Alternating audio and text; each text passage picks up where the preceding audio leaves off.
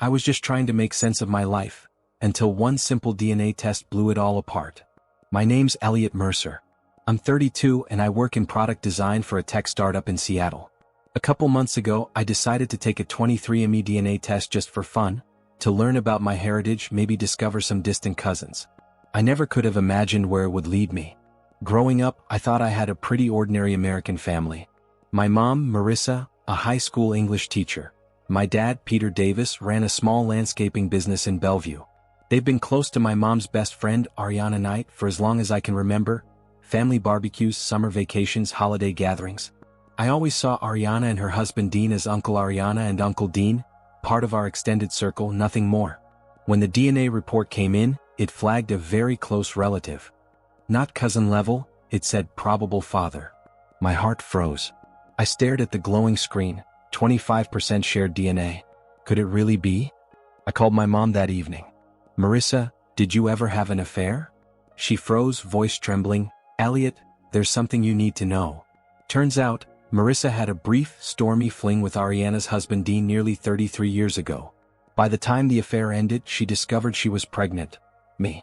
She and Ariana stayed friends. Dean stayed in the dark. My dad, Peter, raised me without suspicion. For decades, the secret stayed buried. I felt sick, betrayed. The two women I trusted, my mother, her best friend, they hid the biggest secret imaginable. And my father, Peter? He loved me with everything he had, but he wasn't my biological parent. My life upended in an instant.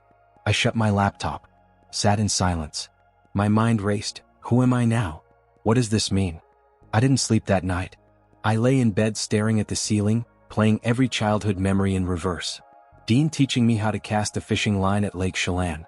Ariana baking pecan pie with my mom the night before Thanksgiving. Dean's laugh echoing across the backyard while my dad, Peter, grilled burgers. Every smile, every toast, every shared joke, now suspicious. Like I'd wandered into the middle of someone else's family photo. By morning I'd made up my mind. I needed answers. Not text messages. Not cryptic half-truths. I got in my car and drove across town to Ariana's place. My hands were shaking on the wheel the entire time. She lived in Kirkland, a quiet suburb with trimmed hedges and wide driveways. Her porch was lined with sun-faded wind chimes and potted herbs. The kind of place that smelled like lavender and secrets. She opened the door in a navy bathrobe, hair up in a loose bun, holding a mug of tea. Her expression dropped the moment she saw me. "Elliot," she said. Not surprised. Not confused. Just tired. Like she'd been waiting for this moment for 32 years. "We need to talk," I said. She didn't argue. Just stepped aside and let me in. I sat at the kitchen table, the same one I'd eaten birthday cake at for a decade. There were photos on the fridge, Dean and Ariana in Hawaii, her golden retriever wearing a Santa hat, and one of me at prom, standing next to my high school girlfriend. That one hit me like a punch. "I know," I said finally. "About you and my mom. About Dean." Ariana sat down across from me slowly, like gravity had doubled. She put down her tea. Her hands trembled slightly, but her voice was calm. "Your mom told you." "No. A DNA test did. She just confirmed it." She nodded, eyes distant. "I told her it was a mistake to keep it from you, but she wanted to protect you. And Peter." "Protect who, exactly?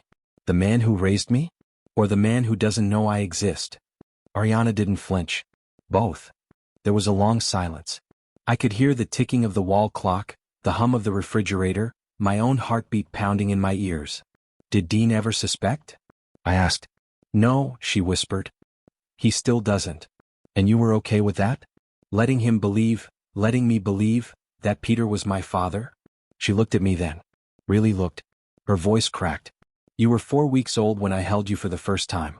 I looked into your eyes and knew the truth. And I knew it would destroy everyone if I said anything. So you just didn't? Your mother was terrified. She and Dean were over before you were born. She begged me to forgive her. I nearly ended the friendship. But then you came along. And somehow we all just kept going. One lie at a time." I stood up from the table. "This wasn't just a mistake, Ariana. It was a life. My life." She reached out, but I stepped back. "You don't owe me anything," she said softly.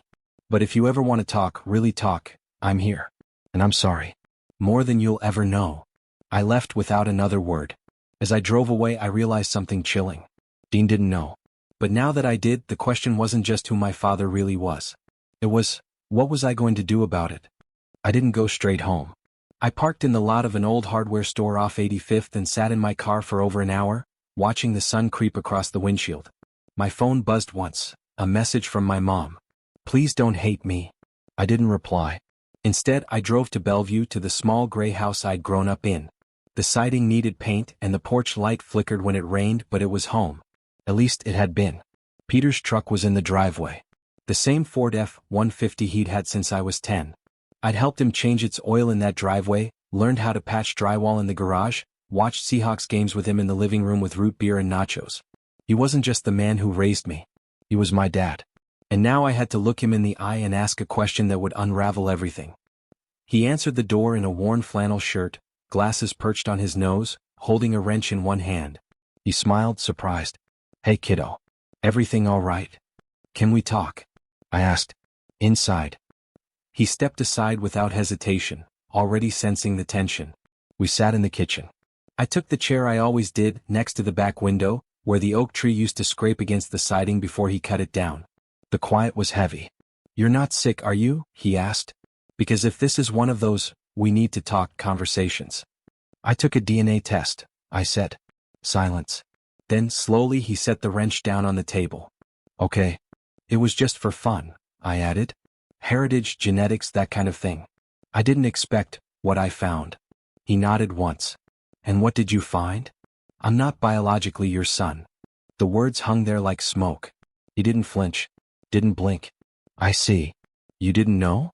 He looked up at me. And in that look, so steady, so quiet, I saw something deeper than pain. I saw knowing. No, he said finally. But I always wondered. What? He leaned back in his chair. You were born 8 months after your mom and I got back together. We'd split up for a while before that. She never told me what happened during those months and I didn't ask.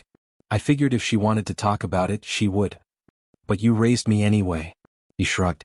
I loved you from the first time I held you, Elliot. It didn't matter what blood said. You were mine. You are mine. I felt something break open inside me, grief, confusion, love, betrayal, all colliding in my chest. Does Mom know you suspected? No, he said. Or at least she never admitted it. I let it lie. Because some truths are like wild animals. Once you let them out, they don't go back in the cage. I looked at him, this quiet, stubborn, deeply loyal man who had sacrificed more than I'd ever known. You should have told me. Maybe, he said. But maybe I wanted to believe you'd always be ours no matter what. I stood. My hands were shaking. I'm sorry, he said. For not being more honest. For letting her carry that secret alone. You shouldn't be apologizing. You're the only one who never lied. His eyes welled up, but he blinked them clear. You going to tell Dean? He asked. I nodded. He deserves to know. Peter looked down at the wrench again as if the answer were buried in its rusted grooves. Just be ready, he said. The moment you say it out loud, everything changes. He was right. But it already had. It took me 3 days to work up the nerve to face Dean Knight. 3 days of walking through life like I was underwater. Every face I passed looked like it might know. Every time my phone buzzed, I flinched. My mom had called twice. Left a voicemail I couldn't bring myself to play. I ignored her. Ignored Ariana too. But I couldn't ignore Dean. He ran a small architecture firm in Capitol Hill. I'd visited his office before, glass walls, reclaimed wood, a record player always spinning something obscure. Dean was one of those people who made life feel curated, intentional, confident, honest, or so I'd thought. I walked in on a Thursday just after lunch. The receptionist knew me, she smiled, told me he was free. I didn't correct her. Dean was at his desk, sketching something on tracing paper. His sleeves rolled up, pen tucked behind his ear. When he looked up and saw me, his whole face lit up. Elliot, what a surprise, man. You look good. I swallowed. Got a minute? Of course. He stood, offered a handshake. You want coffee or? I took a DNA test. He froze mid-step. What? I took a DNA test, I repeated. One of those mail-in kits. It matched me with a close relative. Very close. Someone with a 25% DNA match. Dean's eyes searched mine. What are you saying? I walked forward, slowly, and laid a folded piece of paper on his desk. A printout. Names. Match percentages. His name at the top. He didn't touch it. Didn't even look down. "I'm your son, Dean." The silence was suffocating. "No," he said. No. That's not possible." "It is." He backed up a step as if physical distance might change the truth. "Your mom, she never told you." "I know. She told Ariana. And they buried it. But it's real. You're my biological father." Dean sat down hard, like the weight of the world had landed all at once. "I had no idea," he whispered. "Elliot, God, I swear to you I didn't know. If I had, what would you have done?" I asked, voice sharp. "Left Ariana? Tried to take custody? What?" "I don't know," he snapped. Then softer, "I really don't know." I stood there watching him crumble. It wasn't satisfying. It wasn't revenge. It was just sad. "You were around my whole life," I said. "At holidays, cookouts. You taught me how to swim. You came to my high school graduation." "I thought I was your godfather," he said. "I thought that was it. You were a father the whole time. And you didn't even know." Dean rubbed his face like he was trying to scrub the moment off. "I loved you," he said finally. "Still do. Maybe not the way I was supposed to. But I did." I turned to leave. "Wait," he called out. "What do you want from me?" I stopped at the door. "That's the thing," I said. "I don't know. I just wanted you to know the truth. What you do with it, that's up to you." I walked out before he could say anything else. Outside, the sky had gone dark, Seattle clouds hanging low. But for the first time all week I felt something close to lightness. Not relief. Not clarity. Just oxygen. But I knew the real storm hadn't even started yet. Because Ariana was still waiting. And my mother had just lost everything she'd worked so hard to protect. The call came at 9:42 p.m. I was sitting on my apartment balcony, watching the lights of Seattle blur in the mist. My phone buzzed with her name, Marissa Mercer. I let it ring twice before I answered. "Elliot," she said, breath-catching. "Please don't hang up." I didn't say anything. "I heard you spoke to Dean." Still silent. She exhaled sharply, like she'd been holding her breath for decades. "I never wanted you to find out like this." "How exactly did you want me to find out, Mom?" I asked, my voice low. "Or was the plan that I'd never know at all?" She hesitated. "I thought, maybe if we just kept going it wouldn't matter. Peter loved you. That should have been enough." "It was enough," I said.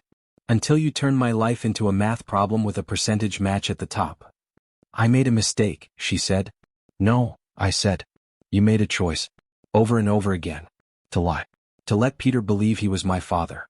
To let Dean stay in the dark. To sit across from Ariana for 20 years and pretend nothing happened." I was scared. I stood up and went inside, pacing. "Of what?" "Of ruining everything," she said, her voice breaking. "Of losing the only family I had. Of losing you." "You already did." The line went quiet. I could hear her crying. The kind of quiet, breathless crying you do when you know no apology will ever be enough. "I'm sorry," she whispered. "I was so young. It was a mistake, Elliot. I didn't even know who the father was at first. Peter had just come back into my life. I wanted it to be him. He wanted it to be him. But it wasn't. No." I sat down on the floor of my living room, suddenly exhausted. "What about Ariana?" I asked. "She knew the whole time. And you stayed friends." "I thought that was the only way to contain it," she said. "Keep the lie between us." She agreed to pretend it never happened. "For Dean's sake. For all our sakes." I laughed bitterly. "You turned a whole childhood into a cover-up." "I didn't mean to hurt you." "But you did." Another silence. "Are you going to cut me off?" she asked quietly. I looked out the window at the glow of headlights on wet asphalt, the buzz of a world still turning. "I don't know," I said. "You're my son," she said. "That's never changed." "Actually," I said, "that's exactly what changed." Then I hung up. I didn't cry. I didn't throw anything. I just sat there, staring at the empty room around me, realizing that for the first time in my life, I didn't know who my family really was. And the next morning, I did something I hadn't done in years. I packed a bag, got in my car, and drove back to the place where it all started. Dean and Ariana's house. Because if I was going to burn down this story, I wanted them both to watch it fall. I didn't call ahead. Didn't text. Didn't knock. I pulled up to Dean and Ariana's house just past 7 p.m. on a rainy Saturday, headlights cutting through the mist. I parked behind Dean's Audi and walked straight up the porch. Ariana opened the door before I could even raise my hand. She must have seen me through the window. You shouldn't be here, she said quietly. But I am. She stepped aside, wordlessly. Dean was standing at the kitchen counter pouring a glass of wine, but his hands stopped mid-motion when he saw me. Elliot, he said like it was a prayer and a warning all at once. I want answers, I said. Real ones this time. Ariana moved behind Dean like she was bracing for impact. Dean nodded slowly, then gestured toward the dining table. Sit, he said. I didn't. I talked to my mom, I said. She told me you never knew. But you know now. So let's start there. How do you want to handle this? Dean looked at Ariana, then back at me. I don't know. I'm still trying to wrap my head around it. Well, here's a shortcut, I snapped. You have a son. Me. And you didn't raise me. You didn't even know about me. You had the luxury of being ignorant. I didn't ask for this, Dean said. No one asks to be a father, Dean. They choose it. Or they don't. But you were given a choice 30 years late. He flinched like I'd hit him. Good. Ariana stepped in then. Elliot, this isn't fair. Dean didn't lie to you. I did. Your mother did. You both did, I said, my voice rising. You watched me grow up. Every birthday party, every holiday, and you knew. You watched my dad, Peter, pour his soul into raising me while you sat there and said nothing. You don't understand what it was like, she said. Then make me understand. She swallowed hard. Her voice was quiet but sharp. Your mom was falling apart. Peter had just come back into her life. She begged me not to say anything. And I loved her. I believed that if we all kept quiet we could save something. Preserve what mattered. And what mattered, I said coldly, was pretending I wasn't yours. Dean slammed his glass down. No one ever pretended you weren't mine. We just didn't know. I looked at you and saw parts of me, sure, your hands, your eyes. But I never imagined. He stopped like the words were choking him. You were always there, I said. And now you want credit for noticing? Ariana whispered, we didn't do this to hurt you. But you did, I said. All of you. You built a web of silence and called it protection. And now you want me to play nice because the truth is messy? No one spoke. The only sound was the ticking of the oven timer and the distant roll of thunder outside. Finally I turned to Dean. I'm not asking for anything. I don't need a relationship or money or closure. But you're going to live with this now. Every time you look at me you'll know what you missed. He looked gutted. Like his whole identity had cracked in half. And maybe it had. I turned and walked out without another word. Ariana didn't follow. Dean didn't call after me. And as I stepped into the rain, I felt the strange calm of finality settle in. I had detonated the truth at their doorstep. Whatever they did with the wreckage, that was their problem now. 2 days passed. I didn't hear from Dean. Not a call. Not a text. Not even a cowardly email. I didn't expect Ariana to reach out either. She was too busy sweeping up the broken glass of a life she'd polished for decades. But then, Peter called. I didn't answer the first time. Or the second. But on the third try I picked up. I don't know why. Maybe I just wanted to hear the voice of someone who hadn't lied to me, at least not for selfish reasons. Hey Kit, he said. His voice was tired but steady. I heard, he added after a long pause. You talked to Mom? She called. Told me everything. Or at least, enough. And? Peter exhaled like he'd just been punched. I always wondered, he said. Deep down I think I knew. But knowing it and hearing it, those are different things. Do you hate her? I asked. No, he said. I don't hate people. Not even when they deserve it. Another pause. I hate the way she made me complicit. I hate that she let me give everything I had to a story that wasn't true. I didn't know what to say, so I said nothing. And I hate, he continued, that you had to find out like this. Through a test. Through a screen. You deserved better than that. I swallowed hard. Do you still think of me as your son? He didn't hesitate. Always, he said. No DNA test can change that. Something in my chest cracked. Quietly. Cleanly. I appreciate that. There was a pause. Then Peter said something I hadn't expected. Would you come over for dinner this weekend? Just you and me. No drama. No surprises. Just normal. Normal. I'd forgotten what that even felt like. Yeah, I said finally. Yeah, I think I'd like that. After we hung up, I sat with the phone in my hand for a long time. He wasn't my biological father. But he was the one calling me home. And right now, that meant more than blood ever could. Peter's house smelled exactly the same. That strange comfort mix of wood polish, old coffee grounds, and the faint hint of pine cleaner. Same fridge magnets. Same crooked photo of me at age 12 in a muddy soccer uniform. Same man waiting at the table like nothing in our lives had cracked wide open. He'd made spaghetti. Garlic bread. The kind of meal that said, let's pretend things aren't ruined. We didn't talk much during the first few bites.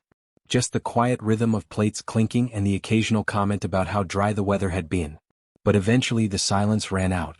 She lied to me too, you know, Peter said. For years. I nodded. I figured. I asked her once back when you were a baby. I said, is there any chance he's not mine? She said no. Looked me right in the eye. And you believed her? I wanted to. He sipped his water, then looked at me. You don't owe me forgiveness, Elliot. But I just need you to know, I don't regret a single day of raising you. Not one. You were the best thing that ever happened to me. Still are. I blinked fast, looking down at my plate. You were a better father than Dean ever could have been. Peter smiled, but it was tired. Hollow. He was never meant to raise you. That man's too wrapped up in himself. Always has been. You knew that. Everybody knew that. Except Ariana. She always thought he was some misunderstood genius. But I saw through him. He liked being admired more than being responsible. I nodded slowly. I told him, I said, everything. That he's my biological father. How'd he take it? Like a man who just lost control of his entire narrative. Peter let out a quiet laugh. Sounds about right. We sat in silence for a bit, eating. Then he said, your mom stopped by this morning. I froze. Fork in midair. She left a letter.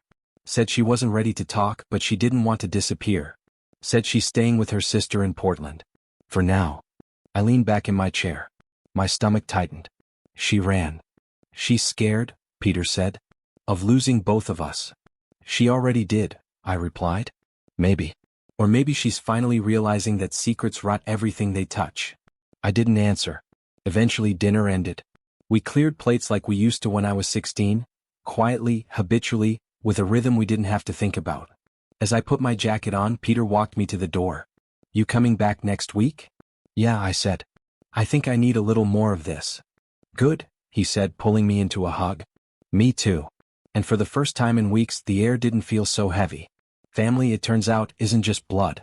Sometimes it's who stays. The knock came just before midnight. I was half asleep on the couch, an old movie humming in the background. I opened the door and found Dean standing there, wet from rain, eyes wild, like he hadn't slept in days. We need to talk, he said. I think we already did. He stepped inside anyway. Same cologne. Same perfect haircut. But he looked wrecked. I don't know how to be a father to you, he said. I don't know what to do. I didn't ask you to, I replied. I asked for the truth. You gave me silence. Dean paced the room like he was on trial. And maybe he was. Ariana's leaving, he said suddenly. She's staying with her sister for a while. Says she needs space. Smart woman. She thinks I knew, he added, quieter. The whole time. She's not saying it directly, but it's there. In the way she looks at me. Like I let this happen. I folded my arms. You did. In your own way. You just didn't know it yet. Dean stopped pacing. He stared at me. Do you want to be in my life or not? I'm in your life, I said, whether you like it or not. DNA doesn't come with a switch. But if you're asking whether I want a relationship, no. Not like this. Not on your timeline. He blinked like I'd slapped him. I want to be a good man, Elliot. Then start by not making this about you. That shut him up. Finally. You spent my whole life at arm's length, I said. You were the guy who brought cool gifts, told great stories, and left before anything got real. I don't need another part-time figure in my life, Dean. I've had one father. His name is Peter. And he showed up. Dean swallowed hard. What if I want to make it right? You can't, I said. Not all of it. But you can start by owning what you missed. What you never asked. And maybe, one day I'll believe you deserve to be more than a name on a test result. He nodded slowly. Said nothing else. Then he turned and walked out into the rain. I didn't watch him drive away. I just closed the door. And for the first time since the results came in, I felt like I had. 3 weeks later I got a postcard. No envelope. No return address. Just a photo of Cannon Beach, Oregon, waves crashing, driftwood scattered like memories. On the back in my mother's handwriting. Still trying to be brave. I hope one day you'll want to talk. Love always, Mom. I stared at it for a long time before tucking it into a drawer. Not ready to respond. Not ready to forgive. But not ready to let go completely either. Some wounds don't need stitches. They need time. Peter and I started having dinner every Sunday. Sometimes we didn't talk about anything important. Just football, work, the way Seattle drivers forget how to function in fog. Other nights we sat in silence. And that was fine too. He never pushed. Never demanded anything. He just made space. A few days later I got a text from Dean. "I've started therapy. I know that's not enough, but it's a start. For what it's worth, I'm sorry." I didn't reply. Not out of spite, just clarity. I wasn't angry anymore. I wasn't even sad. I was simply done carrying what wasn't mine to hold. One evening, Peter and I sat on the porch watching the sun dip behind the trees. He handed me a beer. Looked over. "You okay?" I thought about it. Really thought. "Yeah," I said. "I think I am." And I meant it. Maybe I'd never get a clean family story. Maybe I'd always carry the weight of secrets I didn't create. But now I knew where I stood. Who had shown up. Who hadn't. And what kind of man I wanted to be going forward. Blood might tell you where you come from. But love? Love tells you who you are.